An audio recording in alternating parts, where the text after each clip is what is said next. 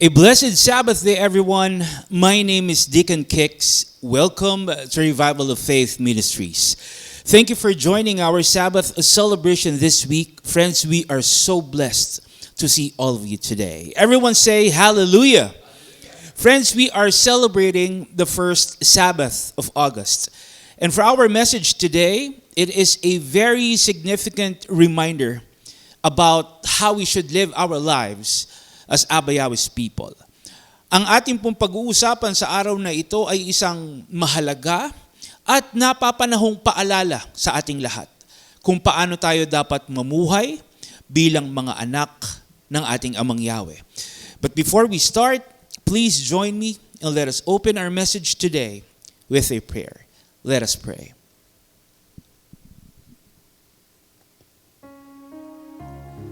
Heavenly Father Yahweh, Father, we give you thanks and praise for another Sabbath that you've given to us. Thank you for allowing us to be here in your presence to honor you through our celebration.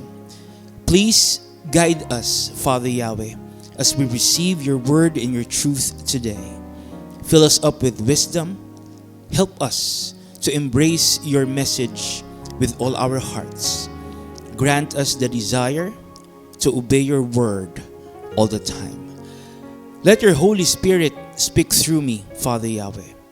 Help me to convey your message to your people according to your will and according to your purpose. And may you be glorified in all that we do today. Once again, thank you so much, Father Yahweh. We give you back all the glory and praise. All this we ask in the name of your Son, our Savior, Yahshua Messiah. Hallelujah. Hallelujah.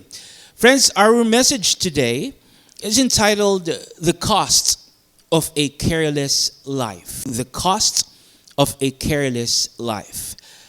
Friends, as followers and believers, one of the most important truths that we embrace is the second coming of our Messiah Yeshua.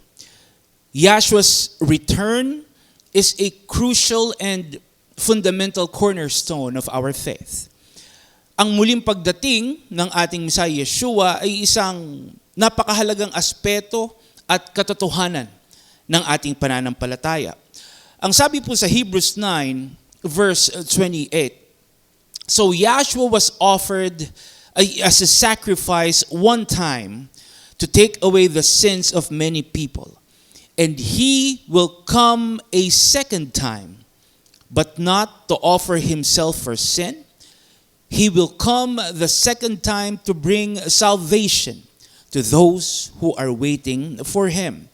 So the scripture is telling us that our Messiah Yeshua will definitely return. He is sure to come back. Babalik ang ating Messiah Yeshua. In fact, mga kapatid, mga kaibigan, in the book of Revelation, Yahshua himself said that he will be coming back soon. Yahshua said, Revelation 22, verse 12, listen, I am coming soon. I will bring rewards with me. I will repay each one for what he has done. So ang ating Messiah Yeshua po mismo ang nagsabi na siya ay muling darating.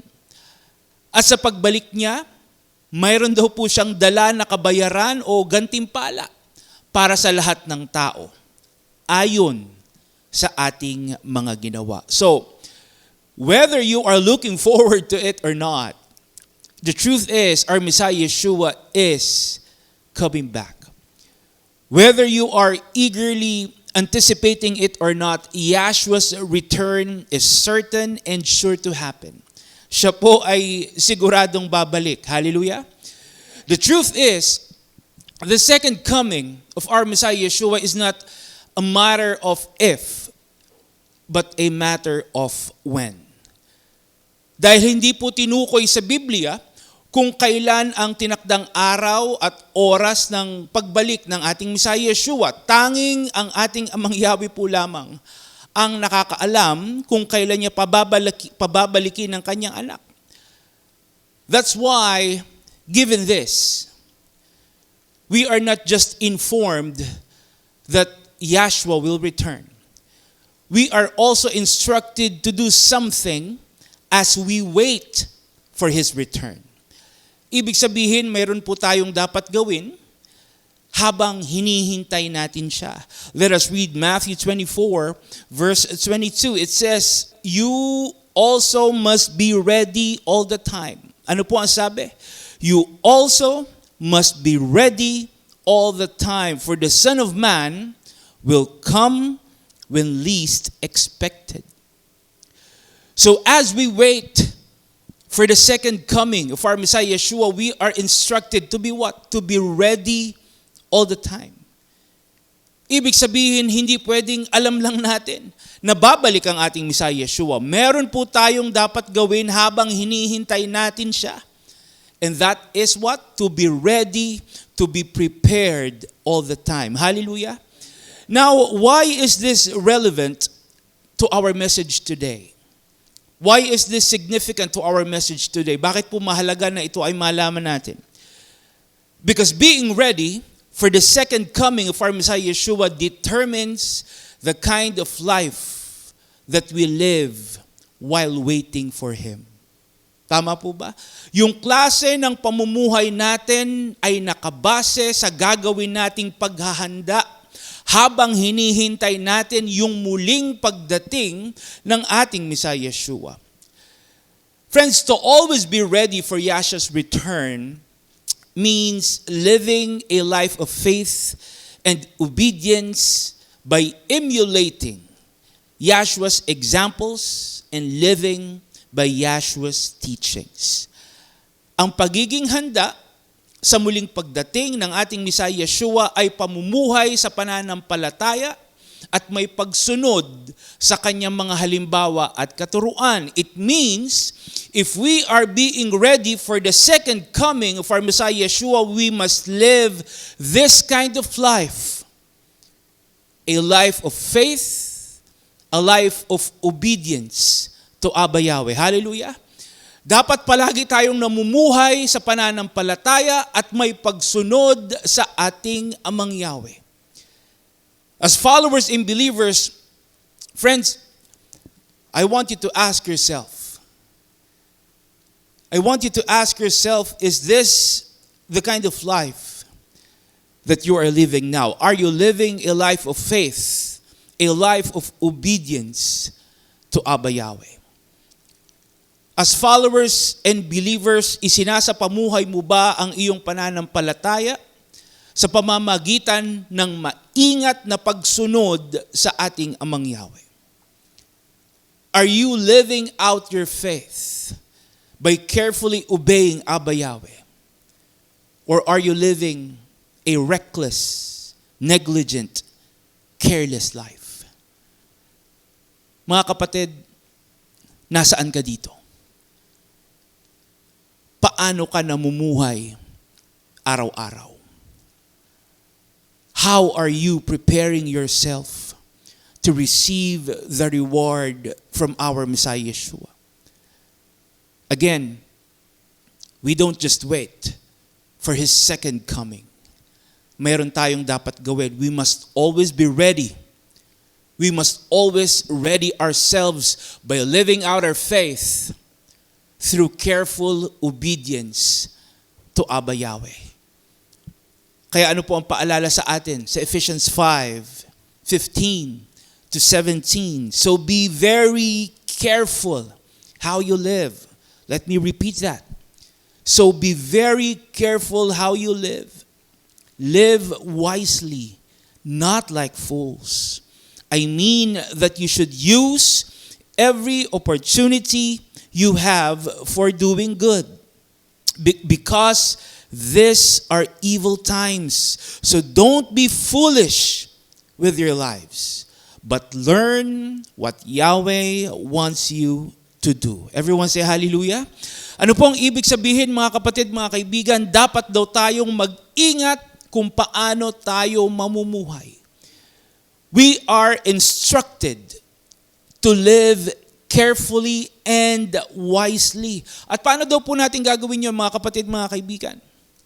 By learning, by knowing what Abba Yahweh wants us to do. Alamin daw natin yung kalooban ng ating Amang Yahweh. Para saan po mga kapatid? Upang ito ang maging gabay natin, maging pamantayan ng ating pamumuhay. Hallelujah!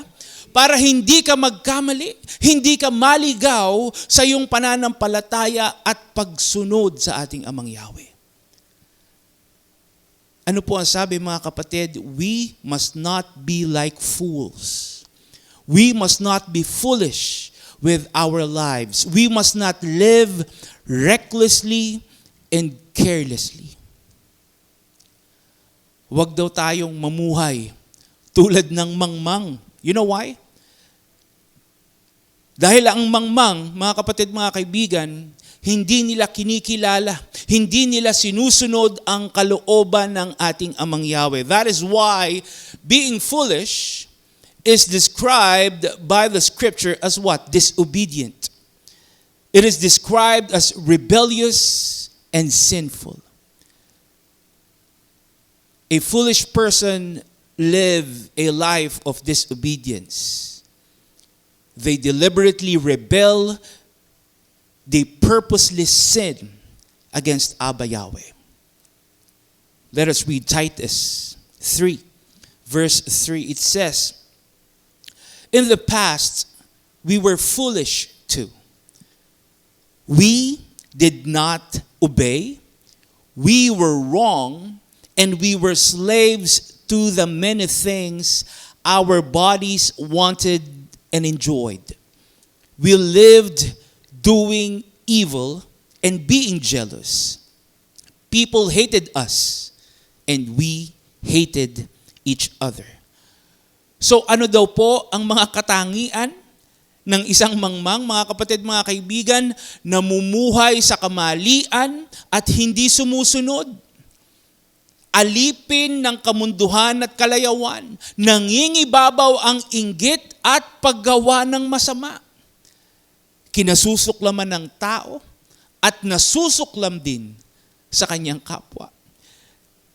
So basically, they choose to live against Abba Yahweh. Tama po ba? They intentionally make their life a contradiction. They make their life an opposition to Abba Yahweh's will and commands. You know why? Because fools don't accept and acknowledge Abba Yahweh. Fools do not accept, they don't acknowledge Abba Yahweh. Hindi nila tinatanggap, hindi nila kinikilala ang ating Amang Yahweh. Do you believe that? Psalm 14 verse 1. Ang sabi po, only fools say in their hearts, there is no Elohim. They are corrupt and their actions are evil. Not one of them does good. So para sa mga hangal, ano po ang sabi? Hindi daw totoo ang ating Amang Yahweh. Para sa kanila, hindi sila naniniwala. Hindi nila kinikilala ang ating Amang Yahweh. Kaya naman, masasama at kasuklam-suklam ang mga ginagawa nila. Hindi daw po sila gumagawa ng mabuti. Dahil wala silang dahilan para sumunod. That's why I want you to really reflect on this question. I want you to reflect on this question and see how you are actually living your life right now. Are you being careful how you live your life?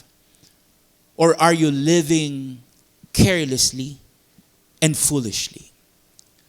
Ask yourself, mga kapatid, mga kaibigan, tanongin niyo ang inyong sarili, paano mo ba ginagamit yung buhay mo? Paano mo ginagamit yung buhay na ipinagkakaloob sa iyo ng ating Amang Yahweh?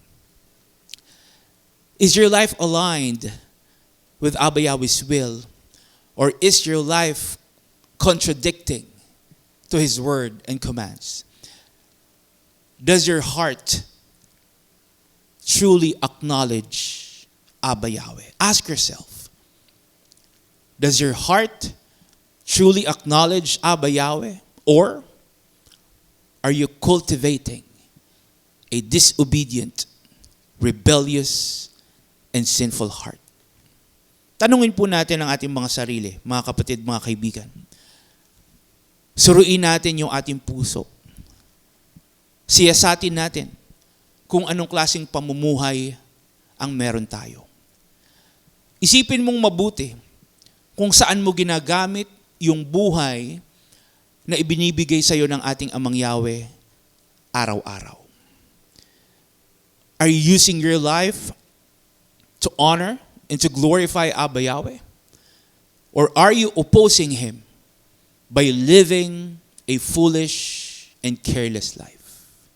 Nasaan ka dito, mga kapatid, mga kaibigan? You see, friends, being foolish and careless is not about lacking knowledge or not knowing what to do. Alright? Ulitin ko po, mga kapatid, mga kaibigan. Being foolish and being careless is not about lacking knowledge or not knowing what to do. Hindi ka hangal dahil sa kakulangan mo ng kaalaman o dahil hindi mo alam ang gagawin mo. Being foolish means your actions, your choices and decisions lack good sense. It lacks sound judgment and wisdom in spite of knowing what you should do. Ibig sabihin, mga kapatid, mga kaibigan, yung mga kilos mo, yung mga pinipili mong gawin, yung mga pagpapasya mo ay hindi tama, hindi wasto, kahit nalalaman mo kung ano ang tama at mabuting gawin. So it's really not about not knowing what to do. It's about still choosing to be wrong and make mistakes despite knowing the right and good thing to do. And remember, mga kapatid, mga kaibigan, foolishness always results to carelessness. Ulitin ko po, foolishness always results to carelessness because a foolish mind leads to a careless life. Ano pong ibig sabihin nito, mga kapatid, mga kaibigan? We tend to act rashly and recklessly. We make unwise choices and poor decisions without carefully thinking about the outcome or consequences. At nakikita po ito, mga kapatid, mga kaibigan, remember this, nakikita po ito sa ating pamumuhay, sa ating mga kilos at gawa, sa ating pag-uugali, sa ating pag-iisip at pananalita, sa ating pakikitungo sa ibang mga tao, pati na sa ating pananampalataya at buhay spiritual. And the sad truth is, mga kapatid, mga kaibigan, nakakalungkot po because a lot of people, even believers, who already know the truth of Abba Yahweh, are guilty of this. People intentionally choose to live a foolish and careless life despite already knowing what is right and good in the sight of Abba Yahweh. Kahit sila po ay bautisado na at nalalaman ng katotohanan, sadya pa rin nilang pinipili na mamuhay ng salungat at hindi ayon sa ating Amang Yahweh. They deliberately refuse to acknowledge Abba Yahweh by living carelessly and by disobeying His word and truth. Ibig sabihin, mga kapatid, sadya silang namumuhay sa kasamaan at kasalanan. And you know what, mga kapatid, mga kaibigan? The problem is, they think it's okay. The problem is they believe that living a life of sin, living carelessly, is okay. Sadya po silang lumalayo, sadya nilang tinatalikuran ng ating Amang Yahweh. Patuloy nilang ginagawa yung mga ayaw at hindi katanggap-tanggap sa ating Amang Yahweh. Nagmamalaki sila sa ating Amang Yahweh. Ginagalit at kinakalaban nila ang ating Amang Yahweh. You know why? Because they believe it's okay. Tama po ba? Sinasabi nila, mga kapatid, mga kaibigan, okay naman ako. Maayos naman ang buhay ko. Masagana naman ang aking pamumuhay. Nagagawa ko lahat ang gusto kong gawin. Pinagpapala naman ako. Kahit lumayo ako sa Kanya at hindi ko sinusunod yung Kanyang mga kautusan. That is the typical mentality of people who are deliberately refusing to acknowledge Abba Yahweh. That is the usual mindset of those who are justifying their disobedience to Abba Yahweh. Okay naman ako kahit hindi ako sumusunod. Tama po ba? Ang iniisip nila, pinagpapahala naman ako eh. Kaya kahit hindi na ako sumunod, okay lang. They feel they are still being blessed. That's why they rather live a careless life and do whatever they want to do. Pero ang tanong natin, mga kapatid, mga kaibigan, ito po ba ang sinasabi ng ating Amang Yahweh? Pinagpapala ba niya ang pagsuway at pagtalikod sa Kanya? Pinagpapala ba niya ang kumakalaban at hindi sumusunod sa Kanya? Let us read Leviticus 26:14-16. Ang sabi po, Yahweh said, "If you will not obey my commands, you will be punished." Let me repeat that. Yahweh said, "If you will not obey my commands, you will be punished. If you refuse to obey my laws and commands and break the covenant I have made with you, I will punish you." So ibig sabihin, mga kapatid, mga kaibigan, contrary to what other people think, it is not okay to disobey Abba Yahweh.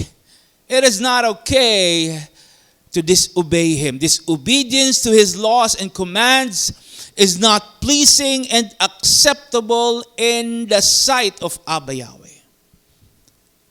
Ang sabi po ng ating Amang Yahweh, parurusahan niya ang sino mang ayaw sumunod sa Kanya. Abba Yahweh will be their enemy.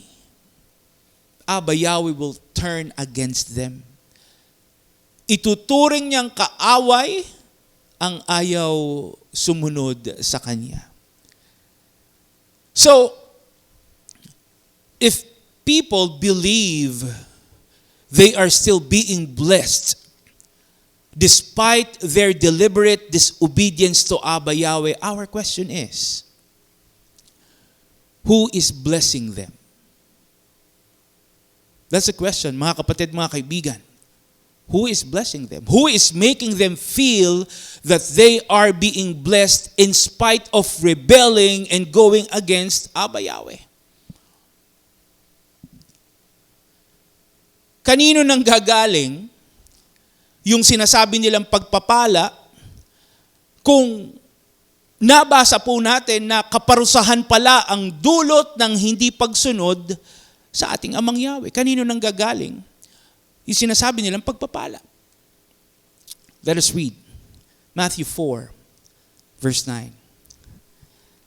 The devil said to him, "I will give all this to you if you will bow down and worship me." Ano po ang sabi, mga kapatid, ng kaaway? I will give all this to you. Friends, the passage is about the devil, the enemy, the great deceiver, speaking to our Messiah Yeshua, telling him that he can give him basically everything. All he had to do was bow down and worship him instead of Abba Yahweh.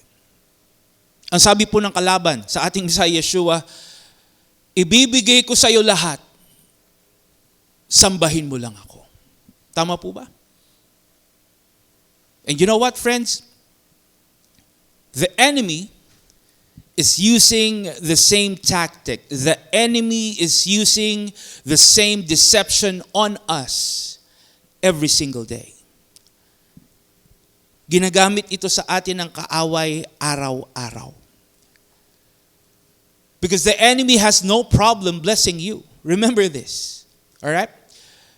The enemy has no problem blessing you as long as you stay out of Abba Yahweh's will. Tandaan po natin yan. The enemy will bless you to make you feel that obeying Abba Yahweh is no longer necessary.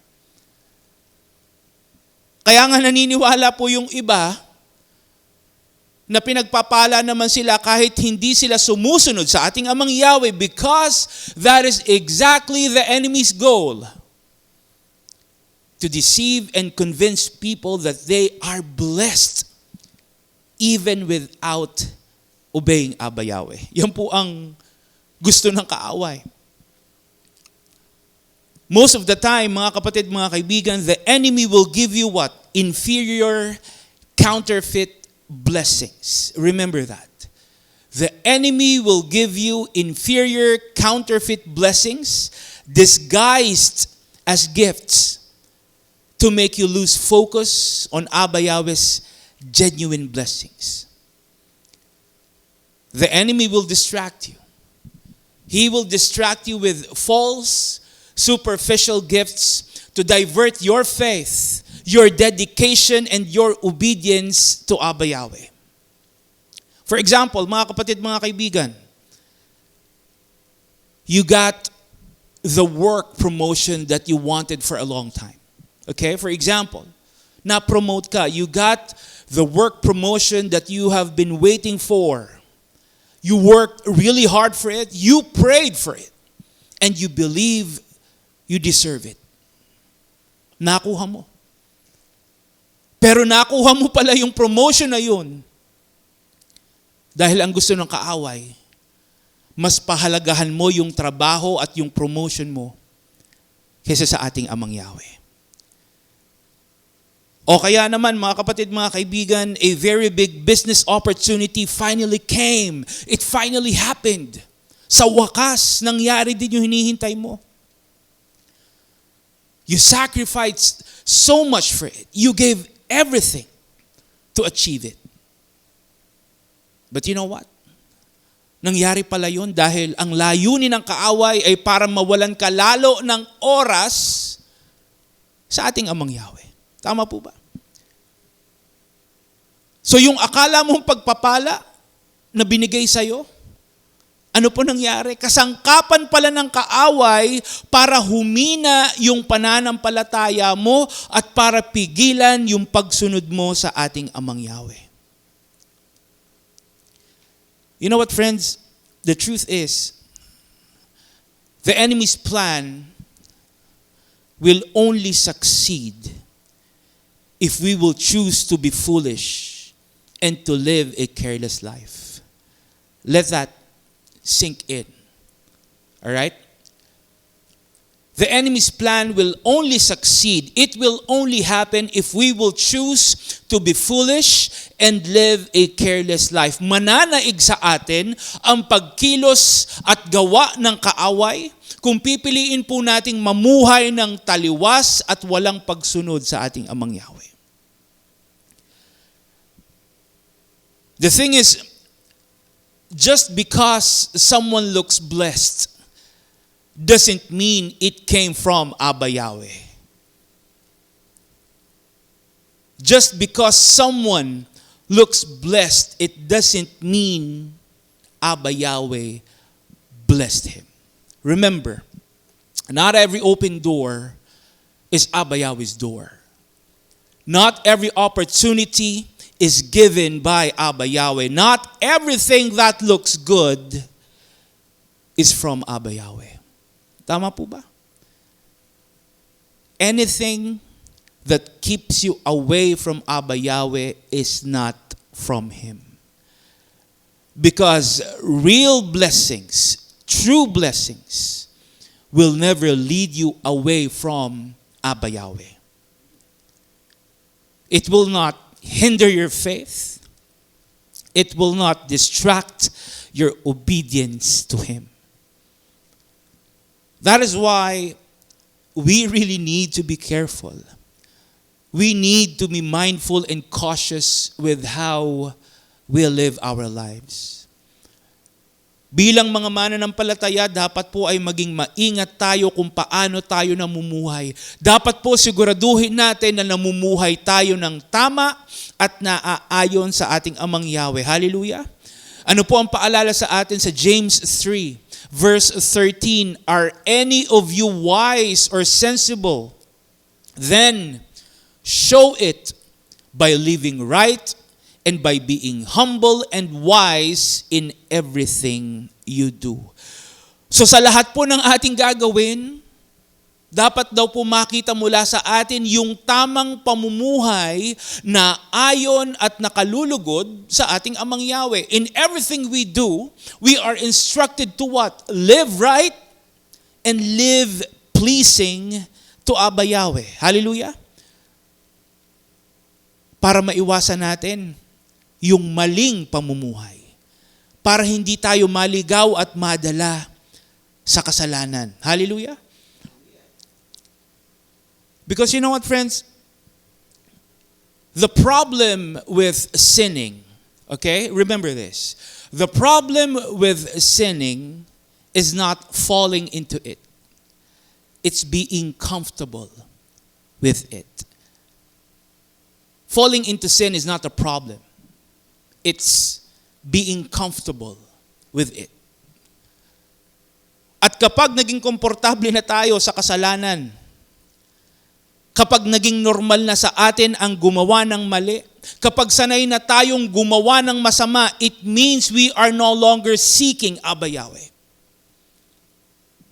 It means we are comfortable living away from Him. It means we are allowing sin to separate us from His presence. Tandaan natin yan, mga kapatid. That is why it says in Romans 6:12 to 13, but don't let sin control your life here on earth. You must not be ruled by the things your sinful self makes you want to do. Don't offer the parts of your body to serve sin. Don't use your bodies to do evil, but offer yourselves to Yahweh as people who have died and now live. Offer the parts of your body to Yahweh to be used for doing good. Everyone say hallelujah. Huwag daw po nating hayaan na mangibabaw sa atin ang kasalanan. Huwag daw nating hayaan na magamit ang anumang bahagi ng ating katawan sa paggawa ng kasamaan. Instead, we are commanded, we are instructed to offer ourselves to Abba Yahweh. And how are we going to do that? By doing what is right and what is good in His sight. Hallelujah. Especially because we already know the truth. We know what Abba Yahweh wants us to do. Alam na po natin ang katotohanan. Alam na natin kung ano ang dapat nating gawin ayon sa ating Amang Yahweh. Kaya dapat ito po ang makita sa atin. Dahil ito ang inaasahan mula sa atin. Ang mamuhay ng tama at may pagsunod sa ating Amang Yahweh. And you know what, friends? The truth is, this is not just a simple command from Abba Yahweh. This is not just an ordinary command or instruction from Abba Yahweh. As followers and believers, it is imperative that our lives reflect Abba Yahweh's truth all the time. So bakit po mahalaga? Ang tanong po natin, bakit mahalaga na mamuhay tayo ayon sa salita at katotohanan ng ating Amang Yahweh? Why is living in obedience to Abba Yahweh crucial after we have learned and received His word and truth? Bakit po ito mahalaga? Let us read Hebrews 10:26 to 27. If we decide to continue sinning after we have learned the truth, then there is no other sacrifice that will take away sins. If we continue sinning, all that is left for us is a fearful time of waiting for the judgment and the angry fire that will destroy those who live against Yahweh. Ano po ang sabi, mga kapatid, mga kaibigan? Kung pipiliin daw natin na magpatuloy sa pagkakasala matapos nating malaman na ang katotohanan ng ating Amang Yahweh, walang anumang handog ang makapag-aalis pa ng mga kasalanan natin. Kung patuloy pa rin nating sasadyain na magkasala kaysa sumunod sa ating Amang Yahweh kahit nasa atin na ang kanyang katotohanan, wala na daw po tayong maaaring maibigay pa para sa kapatawaran ng ating mga kasalanan. That's why, like we always say, it is imperative that our lives reflect Abba Yahweh's word in truth all the time. Hallelujah. It is crucial that we live in obedience to Abba Yahweh, especially since He already revealed to us how we should live as His children. Tama po ba? Kaya ano pong sabi sa 1 John 3 verse 9, those who are Yahweh's children do not continue to sin, because the new life Yahweh gave them stays in them. They cannot keep sinning because they have become children of Yahweh. Hallelujah. So dahil tayo po ay anak ng ating Amang Yahweh, dahil sa panibagong buhay na kaloob niya sa atin, dahil alam na natin ang kanyang katotohanan, ano po ang sabi, mga kapatid, mga kaibigan, hindi na tayo dapat magpatuloy pa sa kasalanan. We should not continue sinning. We should not live carelessly. Instead, ano po ang sabi? Let us live the brand new life that Abba Yahweh gave us by obeying and walking in His truth all the time. Hallelujah. Sa lahat ng oras, sa lahat ng panahon, sa bawat pagkakataon at sitwasyon, maingat tayong mamuhay sa katotohanan at nang may pagsunod sa ating Amang Yahweh. Hallelujah. Hindi lang tuwing Sabat, mga kapatid, mga kaibigan, ha? Hindi lang tuwing Sabat. Hindi lang tuwing tayo ay nasa bahay-sambahan. Hindi lang tuwing merong kang pagpapalang natanggap. Hindi lang tuwing magaan o komportable ang buhay mo. Obedience to Abba Yahweh must be present and consistent in every aspect of our lives. Hallelujah. No matter your situation is, regardless of the season you are in, your obedience to Abba Yahweh should always be seen. In everything you say, think, feel, or do. In words, in thoughts, emotions, or actions, let your obedience to Abba Yahweh be evident. Always make sure that your choices, your decisions are always aligned and conforming to what Abba Yahweh wants you to do. Hallelujah. Sa maliit man o malaking bagay, simple man o mga komplikadong desisyon, piliin mo ang sumunod sa ating Amang Yahweh. Yun ang gawin mong pamantayan araw-araw.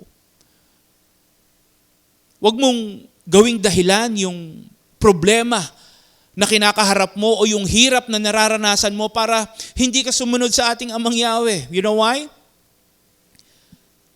Because at the end of the day, remember this. Because at the end of the day, obedience to Abba Yahweh is always a choice. Obedience to Abba Yahweh is always a choice. And the truth is, No matter how difficult your life is, no matter how challenging your situation is, regardless of the problems that you are facing, you can always choose to obey Abba Yahweh instead of living a careless life. Hallelujah. You can always choose to obey. Ano mang hirap ang nararanasan mo, gaano mang kadami, kabigat yung problema ang kinakaharap mo, pwede mong piliing sumunod sa ating Amang Yahweh. Hallelujah. Kadalasan po kasi mga kapatid, mga kaibigan, na isasantabi natin yung pagsunod sa ating Amang Yahweh dahil ang pinipili natin ay kung ano yung madali, kung ano yung komportable para sa atin. Kadalasan nababaliwala natin yung pagsunod natin sa ating Amang Yahweh dahil ang pinipili natin ay kung ano yung gusto natin. Oftentimes, we tend to disregard obeying Abba Yahweh because we are choosing what is easy, comfortable, and convenient for us. Yun ang pinipili natin kaysa sumunod. Mas madaling hindi mag-Sabbath. Yan ang iniisip ng iba. Mas madali na lang hindi mag-Sabbath. Dito na lang ako sa bahay kaysa umalis pa ako. Tapos traffic, mainit, umuulan. Magsasabi na lang ako kay pastor. Sa susunod na lang ako magsasabat. Most of the time, we tend to set aside our disobedience to Abba Yahweh because of our personal wants and desires. Yun ang gusto natin kaysa sumunod. Mas gusto kong mag-mall. Mas gusto kong mag-unwind kaysa magsabat at dumalo sa gawain. Sa susunod na lang ako dadalo. Remember, friends, don't negotiate your obedience for comfort and convenience. Don't negotiate your obedience for comfort and convenience. Because each time we disregard our obedience for what is comfortable and convenient, we are actually neglecting Abba Yahweh Himself. Remember that. Each time you disregard obeying Abba Yahweh for comfort and convenience, you are actually neglecting Abba Yahweh Himself. Si Amang Yahweh mismo ang binabaliwala mo. Tama po ba? That's why today, friends, I encourage you to always choose obedience. I encourage you to always choose Abba Yahweh. Instead of choosing what is comfortable and convenient, choose Abba Yahweh and He will give you comfort. Hallelujah.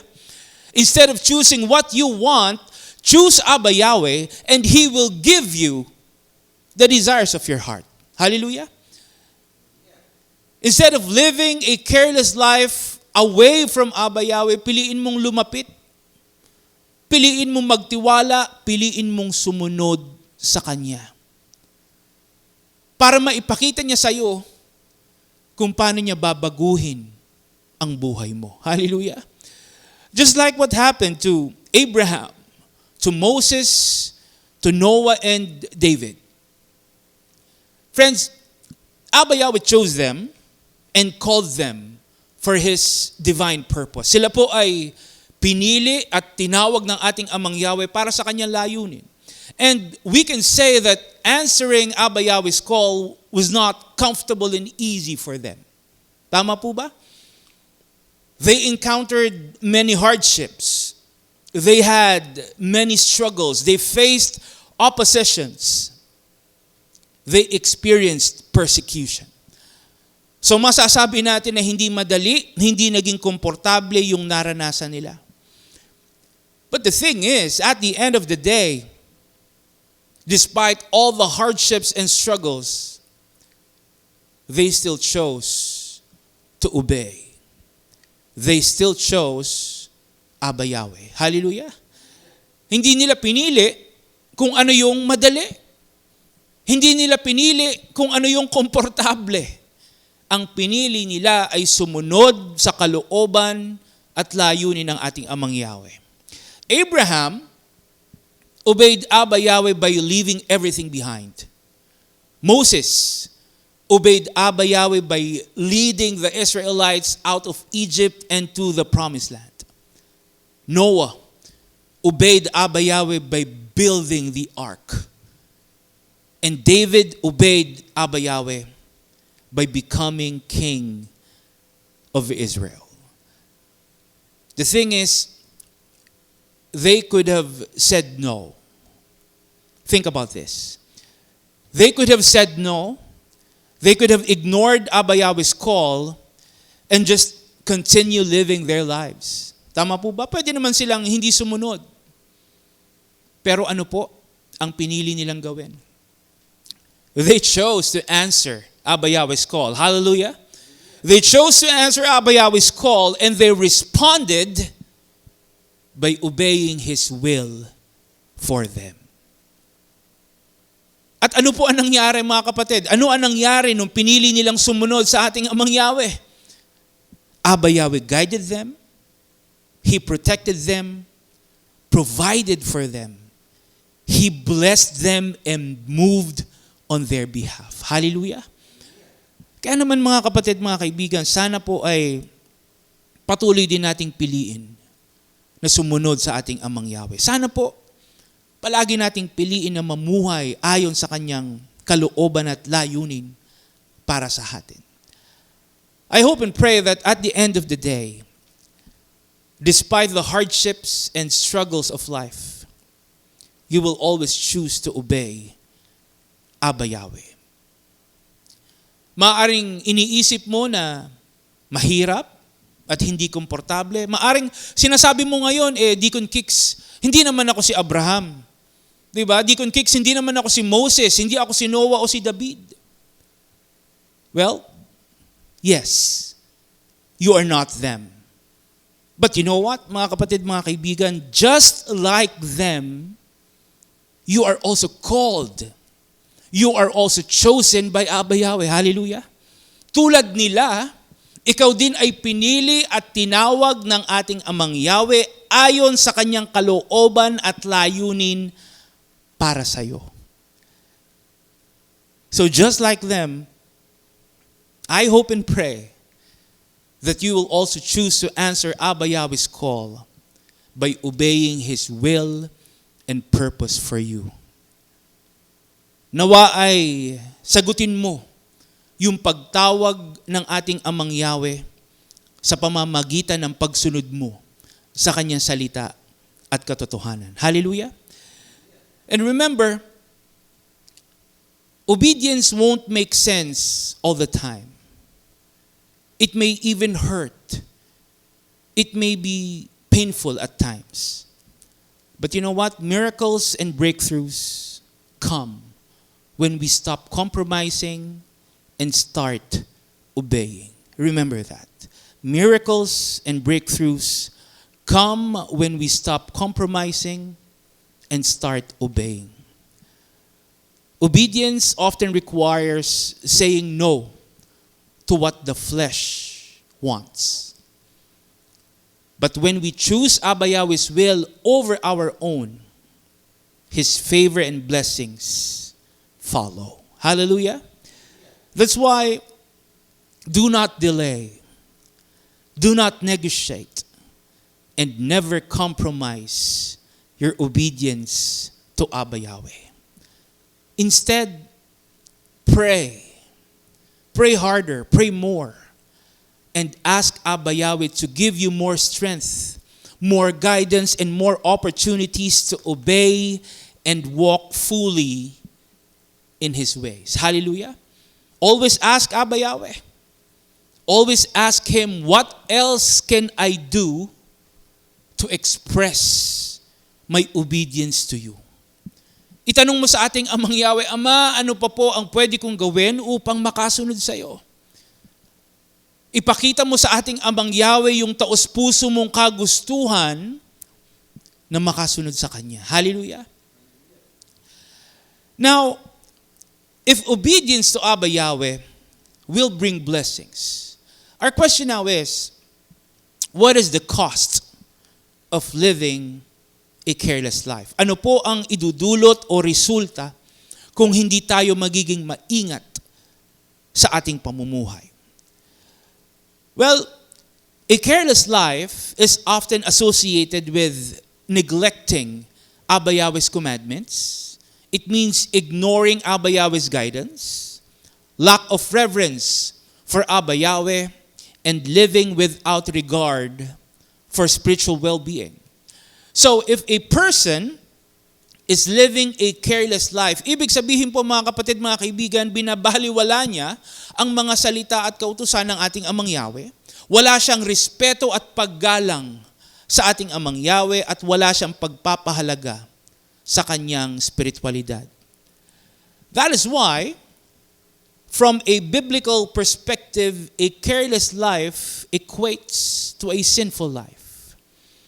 A careless life equates to a sinful life. Ito po ay maihahalin tulad sa makasalanang pamumuhay dahil ito po ay malinaw na pagsuway at pagtalikod sa ating Amang Yahweh. Tama po ba? All these are expressions of sin that leads people to what? To spiritual decline and eventually spiritual death. Let us read Romans 8:5-6. It says, people who live following their sinful selves think only about what they want. But those who live following the Spirit are thinking about what the Spirit wants them to do. If your thinking is controlled by your sinful self, there is spiritual death. Friends, the scripture is telling us that one of the costs of living a careless life is spiritual death. Ang ganitong klaseng pamumuhay po ay magdudulot sa atin ng spiritual na kamatayan. Because choosing to live a careless life signifies a deliberate decision, a deliberate choice to dwell and to walk in sin rather than obey Abba Yahweh. It means we are choosing to continue sinning instead of walking fully in Abba Yahweh's ways. Ibig sabihin po, mga kapatid, mga kaibigan, mas pinipili natin magpatuloy sa kasalanan kaysa mamuhay ng naaayon at may pagsunod sa ating Amang Yahweh. And what will happen? What will happen if we choose to continue in sin? What will happen if we continue living carelessly and sinfully? Let us read Isaiah 59, verse 2. It says, "It is because of your sins that He doesn't hear you. It is your sins that separate you from Yahweh." So another cost of living a careless life is separation from Abba Yahweh. Ang ganito pong klaseng pamumuhay ay nagiging daan upang tayo ay malayo at mahiwalay sa ating Amang Yahweh.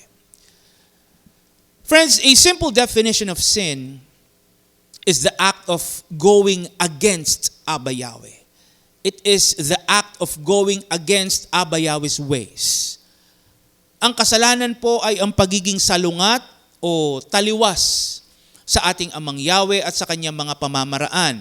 The thing is, when we are against something, the tendency is what? We are separate from it. Tama po ba? Kapag tayo ay salungat, kapag tayo ay taliwas sa isang bagay, ibig sabihin nakahiwalay tayo mula sa bagay na yon. That's why, by definition, sin separates us from Abba Yahweh. Tama? That's why sin separates us from Abba Yahweh. Because sin is going against Abba Yahweh. Tama po ba? And since Abba Yahweh is the creator, He is the giver of life, to be separate from Him also means what? Death or having no life. Tama? You see, friends, sin creates a barrier. It creates a barrier between us and Abba Yahweh that hinders our relationship it weakens our connection with Him. Dahil po sa kasalanan, napipigilan yung ating relasyon at humihina yung ating ugnayan sa ating Amang Yahweh. And since Abba Yahweh is our source and giver of life, our separation from Him is not just a simple spiritual detachment. It leads to spiritual death. Tama po ba? Because being apart from Abba Yahweh means what? Losing access to the life that only Abba Yahweh can provide. Dahil nahiwalay sa atin yung presensya ng ating Amang Yahweh, nawawala din sa atin yung buhay na nagmumula sa Kanya. We are disconnected from the very source of life itself. Kaya ano po ang paalala sa atin? Sa James 4:7-8. So obey Yahweh. Obey Yahweh. Stand up to the devil. He will run away from you. Come near to Yahweh, and He will come near to you. Hallelujah. So instead of choosing to live a careless and sinful life, instead of allowing sin to separate us from Abba Yahweh, the scripture is telling us to obey Abba Yahweh and draw closer, draw near to Him. Kaysa magpatuloy daw tayo sa kasalanan, mas piliin nating sumunod at mas lalong lumapit sa ating Amang Yahweh.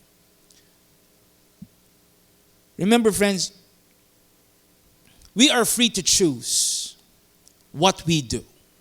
We are free to choose what we do, but we are not free from the consequences of our choices. Always keep that in mind.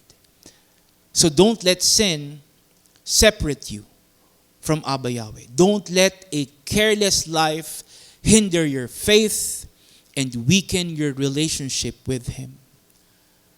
Don't allow yourself to be disconnected from the one who gives life to you. Hallelujah.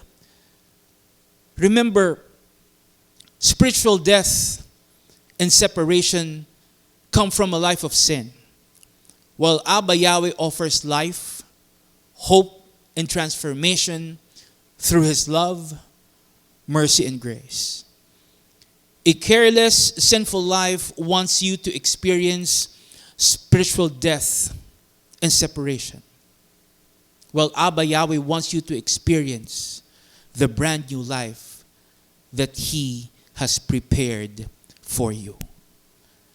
Kaya naman, bilang mananampalataya, patuloy tayong mamuhay sa katotohanan. Patuloy po nating sikapin ang gumawa ng tama at mabuti.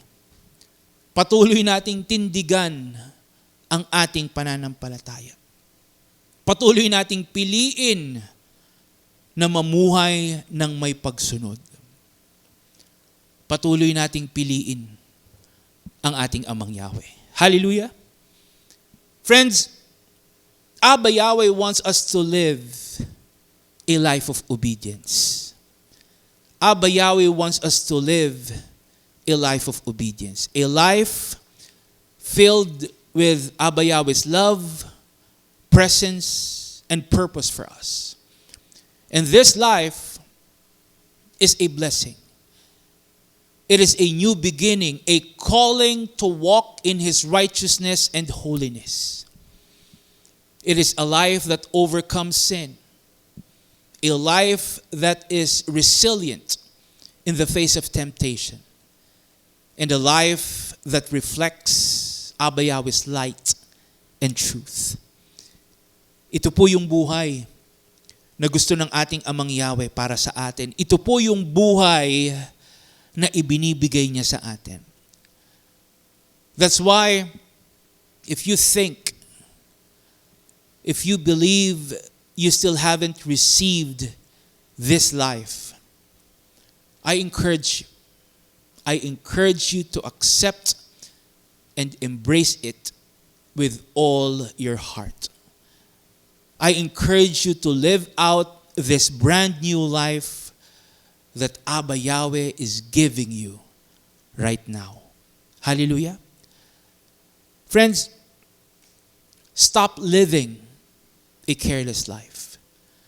Stop living a careless life and start living a life that is pleasing, devoted, acceptable, committed, surrendered, and obedient to Abba Yahweh. And let Abba Yahweh's abundant favor and blessings fill and overflow in your life. Hallelujah. Friends, each day presents a very important choice. Every day, we are to make a very important choice. Will we walk in obedience to Abba Yahweh, or will we drift into carelessness and fall into sin? This is a very crucial choice that we need to make every single day. But remember, friends, the path of obedience to Abba Yahweh is lined with His favor and blessings. When we obey, we align ourselves with His perfect will and purpose. We open the door for miracles to flow in our lives. Hallelujah. That's why today, I hope and pray that you will make that choice. I pray that you will make the decision to embrace and live out Abba Yahweh's truth, to walk fully in His ways, to follow His voice, and answer His call by choosing obedience over sin and careless living. Hallelujah. Friends, at this point, I would like to invite you once again to join me in prayer and let us give thanks and praise to Abba Yahweh. Let us pray. Heavenly Father Yahweh, we thank and praise you once again for this wonderful Sabbath day. Thank you for the opportunity to gather in your presence to praise and worship you with family, brethren, and guests. Father Yahweh, we come before you with hearts full of gratitude and reverence. Thank you for calling us into a life of purpose, hope, and fellowship with you. Father Yahweh, we acknowledge that a careless, sinful life can separate us from your presence. It can weaken our faith and lead us away from the life that you want for your people. That's why, help us, Father Yahweh, to always walk fully in your ways. Guard our hearts against any temptation. Remind us to draw near to you. May we never allow sin or carelessness to come between us and your loving presence. Father Yahweh, we choose to turn away from anything that seeks to separate us from you. Fill us with your grace. Renew our minds and empower us to always live in obedience to you. Help us to always seek your face and to always walk in righteousness and holiness. May we find comfort in knowing that as we live a life of obedience to you, your blessings will follow us and overflow in our lives. We trust in your goodness. We commit ourselves to walk in your commandments all the time. We pray and ask all this in the name of your Son, our Savior, Yahshua Messiah. Hallelujah. Hallelujah. Again, friends, thank you so much for joining our Sabbath celebration today. May Abba Yahweh bless you and fill you with His love, joy, and peace, always and in all ways. A blessed and a meaningful Sabbath day. Revival of Faith Ministries. Hallelujah.